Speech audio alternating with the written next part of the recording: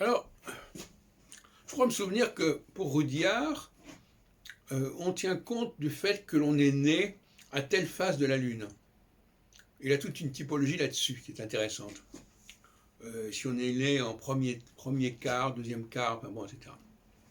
Et je ne suis pas contre ça, sur le principe. Je pense que par exemple, si dans mon système triangulaire, Jupiter, axe stellaire quadrature, si on est né au moment où on est en début de cycle ou en milieu de cycle, ça peut changer la psychologie de la personne, éventuellement. On peut soit être né lorsque le cycle débute, et à ce moment-là, c'est la période de quadrature, quand on est né, alors qu'il y a un carré de Jupiter au Soleil, dans le thème, puisque c'est au début de la naissance. Naître sous un carré Jupiter-Soleil, c'est pas la même chose que naître sous une conjonction Jupiter-Soleil ou sur une opposition Jupiter-Soleil.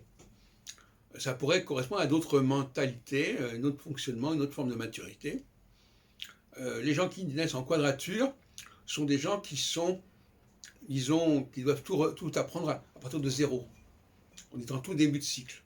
Les gens qui naissent en conjonction, opposition Soleil-Jupiter, sont des gens qui ont déjà un bagage, qui ont déjà une maturité. Voilà, je dis ça comme ça.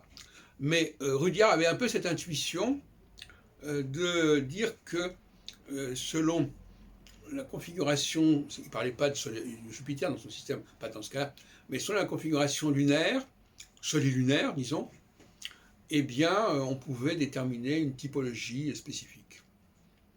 Je crois qu'il y a, je ne sais plus combien il avait de périodes, 8 périodes, je ne sais pas combien, ce qui ne serait pas tellement étonnant, puisqu'on peut diviser par 4 et par 8.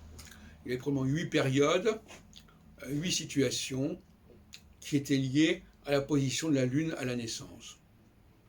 Mais cela dit, je ne veux pas du tout en tirer des conclusions, mais ça ne m'est pas totalement étranger de croire que